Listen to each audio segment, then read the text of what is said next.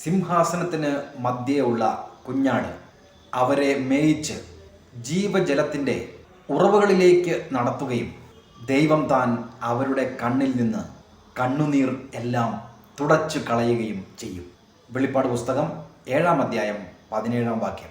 കണ്ണീരെല്ലാം തുടയ്ക്കുന്നവനായ ദൈവം, നമ്മുടെ കർത്താവായ യേശു ക്രിസ്തു, നമ്മുടെ കണ്ണുനീരെല്ലാം തുടയ്ക്കുവാൻ ആഗ്രഹിക്കുന്ന ഒരു ദൈവമാണ്.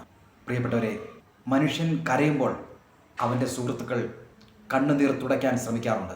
അവർ തുടച്ചാലും കണ്ണുനീർ വീണ്ടും ഒഴുകും. തൂവാലകൾ എത്ര ഉപയോഗിച്ചെന്ന് പറഞ്ഞാലും തൂവാലകൾ കുതിരും. കണ്ണുനീർ തുടച്ചാലും ഒഴുകിക്കൊണ്ടേയിരിക്കും. എന്നാൽ ഇവിടെ കർത്താവായ യേശു ക്രിസ്തു പറയുകയാണ്, ഞാൻ നിങ്ങളുടെ കണ്ണുനീർ തുടയ്ക്കും. ഞാൻ തുടച്ചാൽ പിന്നെ കണ്ണുനീരുണ്ടാവുകയില്ല. നമ്മുടെ കണ്ണുനീരെല്ലാം മാറ്റുന്നവനായ കർത്താവായ യേശു ക്രിസ്തു.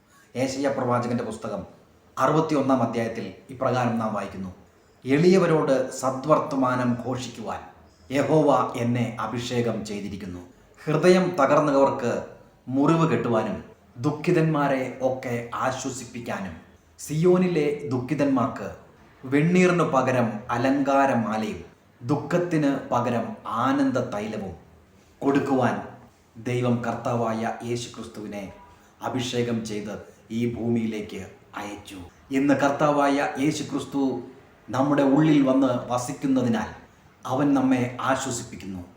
അവൻ നമ്മുടെ കണ്ണീര് തുടയ്ക്കുക മാത്രമല്ല, ആനന്ദ തൈലത്തിൻ്റെ അഭിഷേകം, അലങ്കാര മാലയും സന്തോഷവും സമാധാനവും നമ്മുടെ ജീവിതത്തിൽ നൽകി എല്ലാ ദുഃഖത്തിൽ നിന്നും നമ്മെ ആശ്വസിപ്പിക്കുവാൻ ആഗ്രഹിക്കുന്ന പിതാവായ ദൈവം, നമ്മുടെ എല്ലാ വേദനകളും, നമ്മുടെ എല്ലാ ഭാരങ്ങളും, നമ്മുടെ രോഗങ്ങളും കർത്താവായ യേശു ക്രിസ്തു തൻ്റെ ചുമലിൽ ചുമന്നിരിക്കുകയാണ്. നമുക്ക് വിശ്വസിക്കാം, അവൻ്റെ അടിപ്പിണരുകളാൽ നമുക്ക് സൗഖ്യം വന്നിരിക്കുന്നു. നമ്മുടെ ഭാരങ്ങളും സങ്കടങ്ങളും എല്ലാം നമുക്ക് അവൻ്റെ ചുമലിലേക്ക് ഇട്ടുകൊള്ളാം. കർത്താവായ യേശു ക്രിസ്തു പറഞ്ഞു, അധ്വാനിക്കുന്നവരും ഭാരം വഹിക്കുന്നവരുമായുള്ളവരെ എൻ്റെ അടുക്കലേക്ക് വരുവിൻ, ഞാൻ നിങ്ങളെ ആശ്വസിപ്പിക്കാം. പ്രിയരെ, ദൈവത്തിൻ്റെ ഈ വചനം നാം വിശ്വസിക്കാം. വിശ്വാസത്താൽ എപ്പോഴും സന്തോഷിക്കുന്ന, ദൈവത്തിൽ ആശ്രയിച്ച് പരിശുദ്ധാത്മാവിൽ നിറഞ്ഞ് ആനന്ദ തൈലവും അലങ്കാരമാലയുമുള്ള വിജയത്തിൻ്റെ, സന്തോഷത്തിൻ്റെ, സമാധാനത്തിൻ്റെ ഒരു ജീവിതം ക്രിസ്തുയേശുവിൽ നമുക്ക് ജീവിക്കാം.